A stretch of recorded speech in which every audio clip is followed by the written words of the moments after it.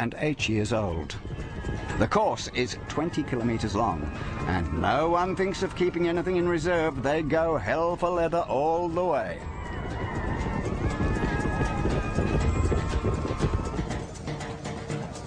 The nomads still revere their horses. So the glory of victory does not go to the jockey, but to the horse and its owner.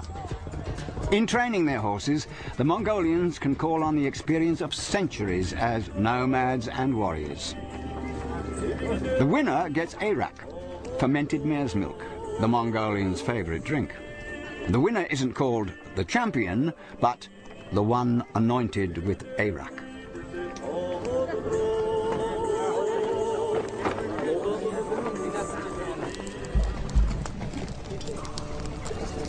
The mounted warriors had 2 or 3 of these tough ponies with them, so they could cover great distances in a very short space of time. They stopped only to eat or sleep.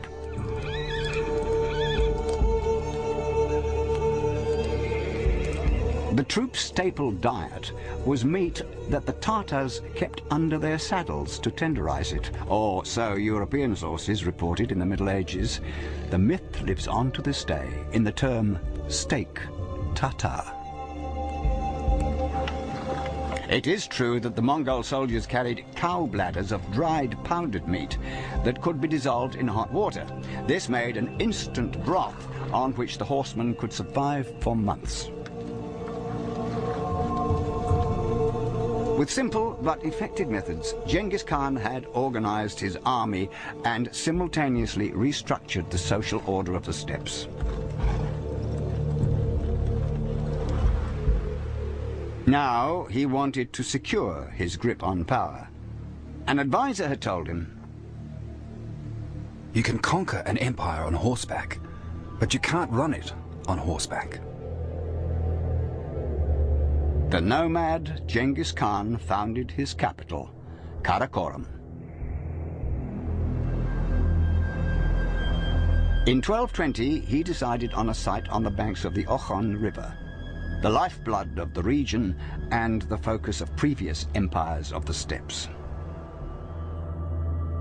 Habulsan, capital of the Uyghurs, who ruled the steppes around 800 AD. As many as 100,000 people once lived here. By founding his own city on the Okhon, Genghis Khan was consciously following in the footsteps of his predecessors.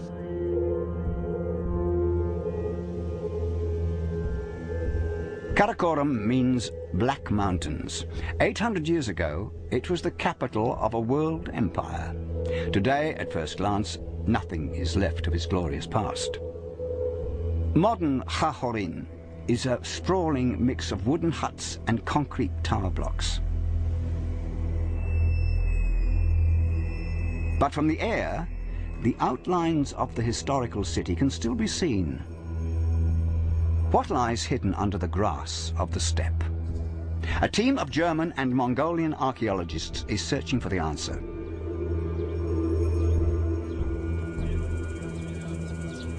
The Buddhist monastery of Edinzo.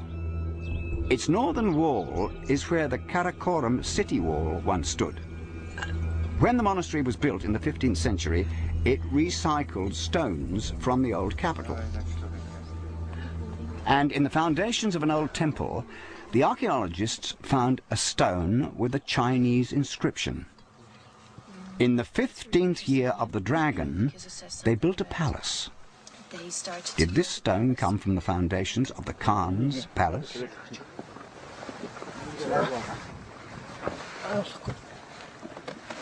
When the stone was raised, the scholars made another surprising discovery.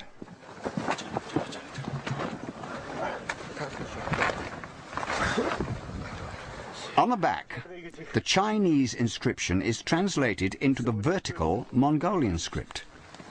There has been only one other find like it. The inscription from 1346 says, "In founding a city, they created the conditions for a state."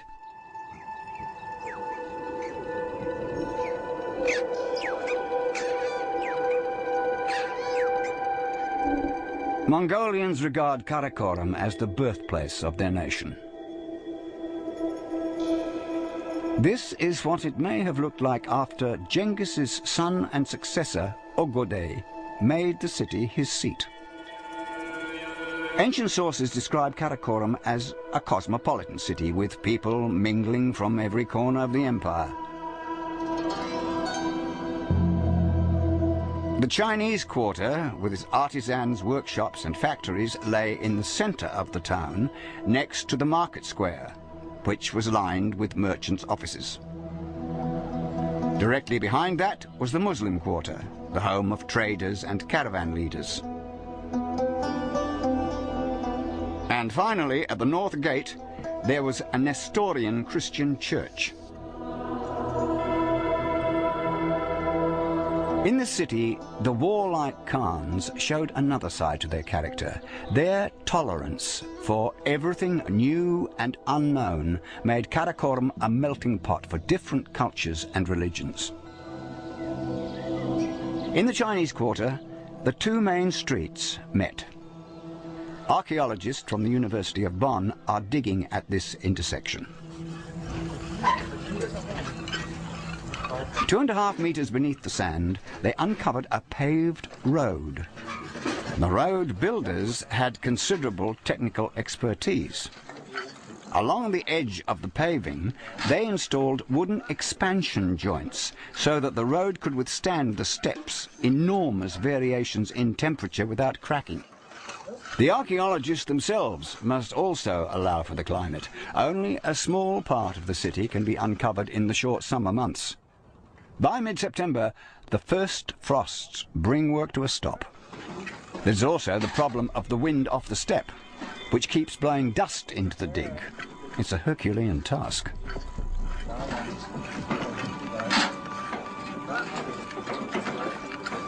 Dr. Ernst Pohl and his team are on site from mid-June to mid-September.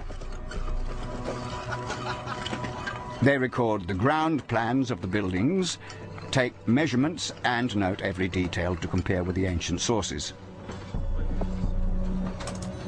Was this really the craftsman's quarter of the old capital?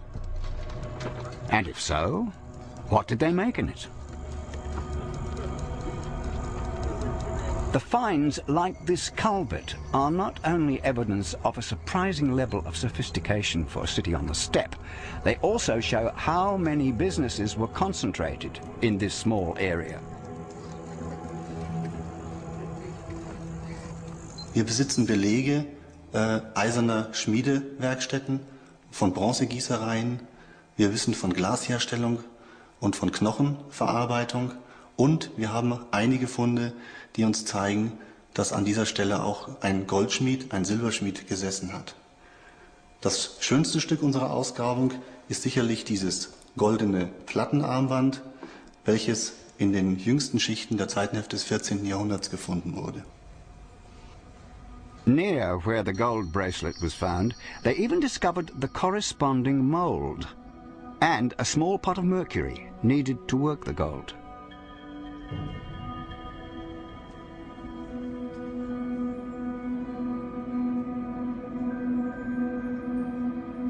These finds support the view that the Mongols did not learn the trades plied by the foreign artisans, they had the foreigners work for them.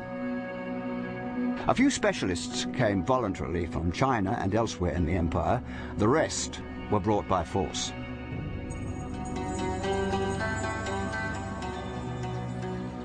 Karakorum was not only a center of business and trade, it was also the seat of national administration. Genghis Khan's son, Ogode, made his father's vision a reality.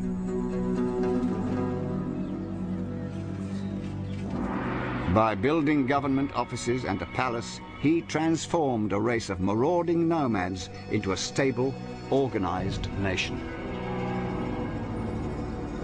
Laws were passed here, missives were sent to the furthest corners of the empire, and justice was dispensed.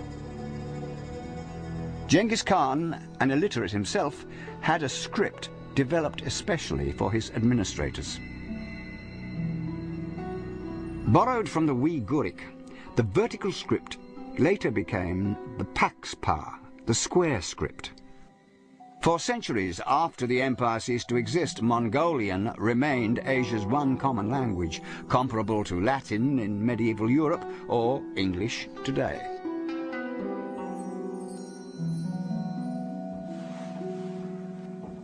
Genghis Khan standardized